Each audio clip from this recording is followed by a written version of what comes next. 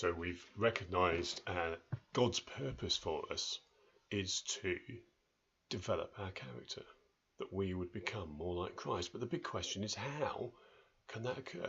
How can that happen in our lives? Well, Jesus highlights in Luke chapter 6 and verse 45, he says this: "The good man brings good things out of the good stored up in his heart, and the evil man brings evil things out of the evil stored up in his heart. For out of the overflow of his heart, his mouth speaks." What Jesus is saying is that, you see, the things we do and the things we say are the fruits of our character. And in many ways, it's what shows the people around us what our character is like. You know, people can tell a bit of my character by my facial expressions at certain things, or the way I respond to different things. That's how we identify what people's characters is like. How do I speak about things? What are my actions when I see certain circumstances or people in need? It conveys my character. And what Jesus is saying is actually the heart of your character is the heart, what the Bible calls the heart. And if you want your character to change, actually it's not just about putting disciplines in place and trying this or trying that. It's actually about needing my heart changed from the inside. Now, this matter of the heart is a vital word in the Bible.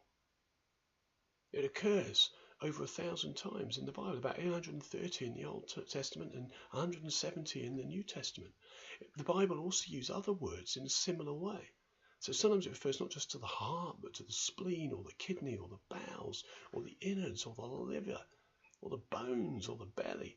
The important point with each of these, they're a vital part of my human function, but they're also hidden away inside so that I can't see it. But they have a big impact on how I live as a human being. They're protected in many ways from the outside world, but they're a core function. And so it is with my heart. What these do, in terms of how we're looking at it from a metaphorical point of view, they symbolize the deep inner self. In fact, at one point in the Bible, it does talk about the inner self. Now, we could have a debate about what the soul is and what the spirit is and what the heart is and what the mind is and all these sort of things. In my opinion, I think a lot of these things overlap a lot. And what we're going to look at over the next few sessions is, in order to be able to look at the character, is actually to look at the heart. And how does my heart become changed? But first of all in this, I want to look at the importance of our heart. You know, in 1 Samuel, when Samuel is choosing the next king for Israel, after the disappointment of Saul, he goes to Jesse and he looks at each of his sons and he notices they're handsome and they're strong and they seem very capable. But God says to him, man looks at the outward appearance, but God looks at the heart. Actually, none of these good-looking guys were to be the next king. There was someone else. There was a younger son. He was out in the fields, considered insignificant by the people around him.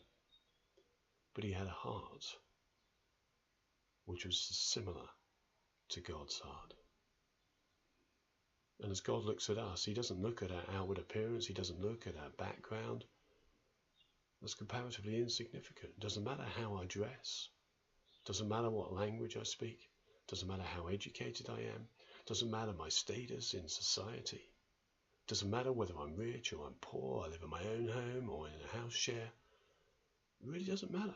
Doesn't matter whether you drive or you walk or you're disabled in some way. What God looks at is the heart.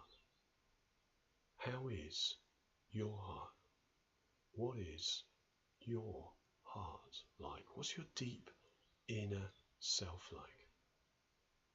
The part which nobody else can see, but which has a huge impact on how you relate to yourself, to others, and to God. A revivalist told a story which went something like this. He said there was a king, and in his land there was a gardener who was a very good gardener. And one day this gardener produced the most wonderful carrot. It was perfect in its form, it was large, it was beautiful. And the gardener thought to himself, I have a high esteem for the king, and I'd like to take him this beautiful carrot and give it to him. And so he went on his journey, and he went to the palace, and he went in to see the king. He was provided access, and he offered this carrot to the king. And the king was most grateful. And so he responded to this gardener and said, wow, that is so kind and generous of you. Have an extra acre of garden. And so the gardener went away, and sure enough, he was given by the king an extra acre, doubling the size of his garden, so he had so much more to look after. There was in the court a nobleman, a very rich and wealthy man with much resources.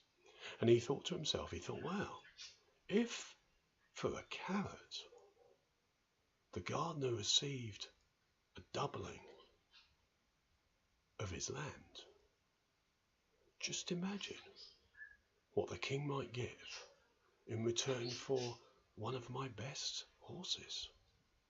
So he went home and he chose his best stallion, and he brought it to the king, and he said, dear king, I want to give you this, my very best stallion. And the king said thank you, and then dismissed the nobleman. And the nobleman went away with a disturbed heart. He hadn't received what he had wanted. And someone questioned the king, and the king said, well, the gardener came to give me a carrot, but the nobleman came to give himself the horse. The nobleman had in his heart a hidden agenda. And so often as we look at ourselves, we look at our behaviours, if we just look at the surface, things can look okay. We might seem to be generous and kind. But God's not looking at that. He's actually looking at my heart. What's going on deep within? What is the motivation behind what I do? And so over these coming sessions, we're going to be looking at these things together and helping us to understand our heart. May God help us.